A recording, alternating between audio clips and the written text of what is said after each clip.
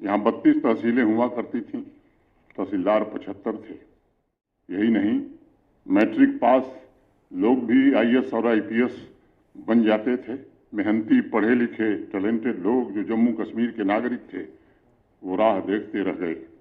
जम्मू कश्मीर में ये सुनिश्चित हुआ है कि मेरिट के आधार पर ही यहाँ के नौजवानों को नौकरी मिलेगी।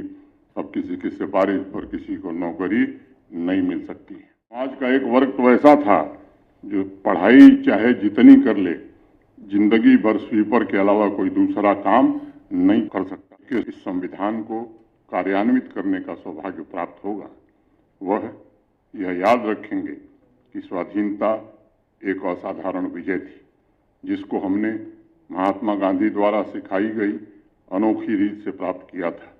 और जो स्वाधीनता हमने प्राप्त की है, उसकी रक्षा करना, उसको बनाए रखना, जनसाधारण के लिए उसको उपयोगी बनाना, उन पर ही निर्भर करता है जो शासन करते हैं। डॉक्टर राजेंद्र प्रसाद जी के शब्द पीढ़ी दर पीढ़ी पॉलिसी मेकर्स को स्मरण कराते रहे हैं। उन्हें निरंतर ऐसे समाज की रचना के लिए तैयार रहना है जिसमें बिना किसी भेदभाव के हर नागरिक के लिए समान अवसर और स्वतंत्रता होगी, जहां कोई भी छोटा या बड़ा नहीं माना जाएगा। बापू की रीतियों का जिक्र करके डॉक्टर राजेंद्र प्रसाद ने आह्वान किया था कि हर एक भारतीय को आत्मीयता के सूत्र में बांधना है। संविधान हर एक पॉलिसी मेकर, हर एक अधिकारी, कर्मचारी और संवैधानिक पदों पर बैठे व्यक्तियों को प्रेरित करता है कि हमें राष्ट्रीय एकता एवं अखंडता को सदैव अक्षुण्ण बनाए रखना है।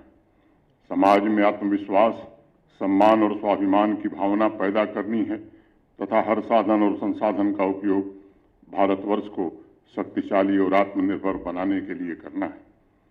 आज का यह दिन हमें प्रेरित करता है कि संविधान के मूल्यों को अपना संस्कार हम बनाएं और उन संस्कारों के आदर्शों द्वारा हम अपने कर्तव्यों का पालन करते हुए विकसित भारत के प्रयत्नों में अपनी सफलता हम भी सुनिश्चित करें।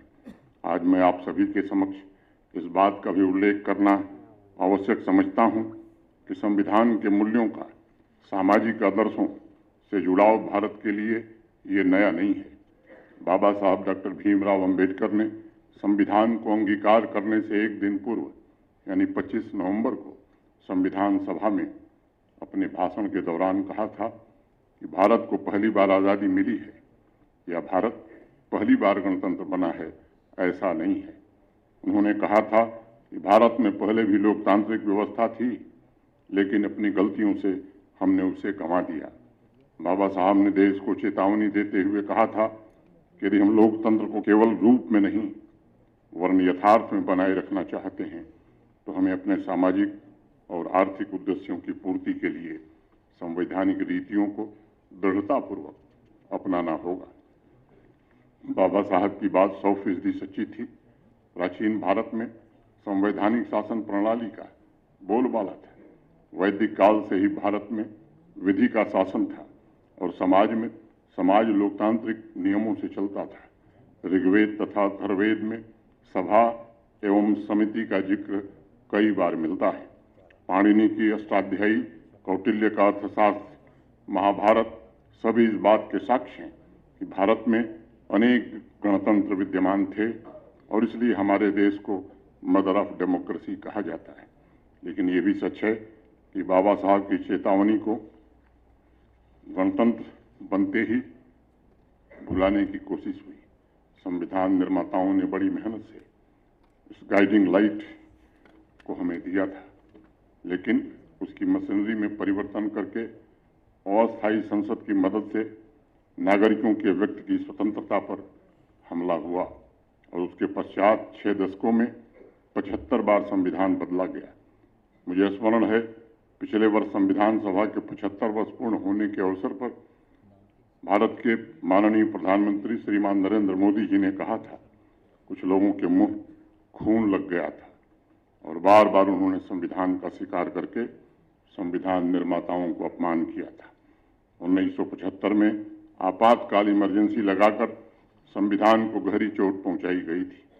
बाबा साहब ने सामाजिक लोकतंत्र की बात कही थी। उन्होंने स्वतंत्र, समता और बंधुत्व पर बल दिया था। तो हमें भी विचार करने की जरूरत है कि जम्मू कश्मीर में भेदभाव अलगाववाद का खेल कितने दिनों तक चला। इस स्थिति को भी हमें समझने की जरूरत है कि भारत का सैनिक हमारी रक्षा के लिए शहादत तो दे सकता है, खून बहा सकता है, लेकिन झोपड़ी बनाने का अधिकार किन्हीं कारणों से उसे जम्मू कश्मीर में प्राप्त नहीं था। आप सब जानते हैं कि जम्मू कश्मीर को भारत सरकार से बड़ी आर्थिक सहायता मिलती है, तभी जम्मू कश्मीर का काम चलता है। सारा पैसा तो भारत सरकार से आता रहा है, लेकिन देश की संसद को पैसा कहाँ खर्च हो रहा है, कैसे खर्च हो रहा है, इसके जांचने का अधिकार नहीं था। एक विडंबना ही थी, मैं मानता हूँ। मैं आप सबको एक छोटा किस्सा बताना चाहता हूँ। जब कार्यक्रम था तो मैं देख रहा था पार्लियामेंट की डिबेट। 1965 में आतंकी मुल्क पाकिस्तान ने अनेक जम्मू कश्मीर वासियों पर यातनाएं दी थी। प्रभावित परिवारों को 120 रुपये प्रति परिवार की मदद दी गई, लेकिन जो लोग यहां से चले गए थे पाकिस्तान, आतंकवाद की ट्रेनिंग लेकर के आए थे, 1968 में उन्हें 600 रुपया प्रति माह आर्थिक सहायता देने का फैसला यहां किया गया। यानी जो जम्मू कश्मीर वासी देश के प्रति वफादार था उसे सजा देने का इंतजाम था, और जो गद्दार था उसे पुरस्कृत किया जाता था।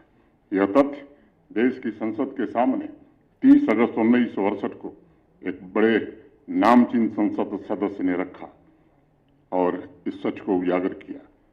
मैं इसलिए ये बात कहना चाहता हूँ कि अलगाववादियों को पुरस्कृत करने और देशभक्तों को प्रताड़ित करने की प्रथा भारत के संविधान ने ही यहाँ बंद करा दी है। यहाँ 32 तहसीलें हुआ करती थीं, तहसीलदार 75 थे। अनेक IAS और IPS की सिफारिश ऐसे लोगों की गई। एक वाकया मैं देख रहा था, 70 के दशक की बात है, एक अभियुक्त IAS ऑफिसर बन गया। यही नहीं, मैट्रिक पास लोग भी IAS और IPS बन जाते थे। मेहनती, पढ़े लिखे, टैलेंटेड लोग जो जम्मू कश्मीर के नागरिक थे, वो राह देखते रह गए। आए दिन कहते थे कि साहब बदला क्या। मैं कहना चाहता हूं कि भारत के संविधान को पूरी तरह लागू करके आज जम्मू कश्मीर में ये सुनिश्चित हुआ है कि मेरिट के आधार पर ही यहाँ के नौजवानों को नौकरी मिलेगी। अब किसी की सिफारिश पर किसी को नौकरी नहीं मिल सकती है। देश की संसद ने सुनिश्चित किया है कि जम्मू कश्मीर का हर एक नागरिक संविधान के द्वारा दिए गए मूल अधिकारों से वंचित नहीं रह सकता है। देश की संसद ने सुनिश्चित किया है कि जम्मू कश्मीर का हर एक भाई बहन नागरिकता के सम्मान, गौरव और गरिमा से वंचित नहीं रह सकता।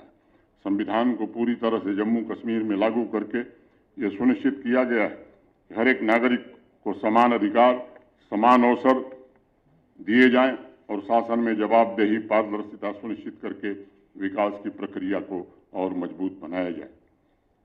मैं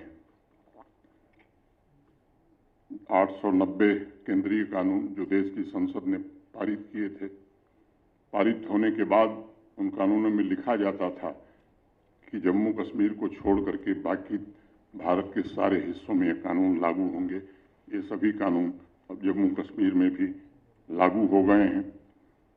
एक ऐसा वर्ग था जिसे चुनिंदा चुनाव में तो वोट देने का अधिकार प्राप्त था, लेकिन हर चुनाव में वोट नहीं दे सकता था। सभी नागरिकों को समान अधिकार मिल गए। एक ऐसा वर्ग था जिसे जमीन का मालिकाना हक नहीं मिलता था, वह सपना भी पूरा हो गया है। समाज का एक वर्ग तो ऐसा था जो पढ़ाई चाहे जितनी कर ले, जिंदगी भर स्वीपर के अलावा कोई दूसरा काम नहीं कर सकता था। ऐसे भेदभाव को भारत के संविधान को पूरी तरह लागू होने के कारण ये सब समाप्त हो गया। हमारी बच्चियां, आधी आबादी, उसको भी देश के दूसरे हिस्सों में जो अधिकार था वो जम्मू कश्मीर में हासिल नहीं था, उन्हें भी अब पूरा अधिकार मिल गया है। संविधान के आदर्शों और मूल्यों को पूरी तरह लागू करके सुनिश्चित करने की कोशिश हुई है कि भारत के अन्य नागरिकों की तरह जम्मू कश्मीर के नागरिकों को भी वो सारे अधिकार, वो सारी सुविधाएं और गरिमापूर्ण जीवन जीने के लिए जो आवश्यक है वो प्राप्त हो सके। मुझे प्रसन्नता है कि आज जम्मू कश्मीर संविधान में दिए गए सामाजिक और आर्थिक न्याय के आदर्शों के साथ आगे बढ़ रहा है। संविधान के सभी कानूनों के पूरी तरह लागू हो जाने से लोगों का जीवन सुधरा है और समाज की आखिरी पंक्ति में खड़े व्यक्ति तक जन सुविधाएं पहुंचने लगी हैं। आदिवासी समुदाय हो, किसान हो, युवा हो, महिलाएं हो, वंचित वर्ग के लोग हों, कल्याण के लिए भारत सरकार जो भी योजनाएं बनाती है उसका लाभ बिना किसी भेदभाव के जम्मू कश्मीर के हर एक नागरिक को मिले। अब ऐसा कानून यहाँ लागू है। माननीय प्रधानमंत्री जी ने अभी आपने जब ये देखा तब भी सुना होगा, बार बार एक बात कहते हैं, सबका साथ सबका विकास की बात की है। उस भावना से किसी के साथ बिना भेदभाव के केंद्र सरकार ने हजारों करोड़ रुपए जम्मू कश्मीर के लोगों के जीवन को बेहतर बनाने, इंफ्रास्ट्रक्चर, स्वास्थ्य सेवाओं और इन्वेस्टमेंट के कारण खुशहाली की नींव रखी है।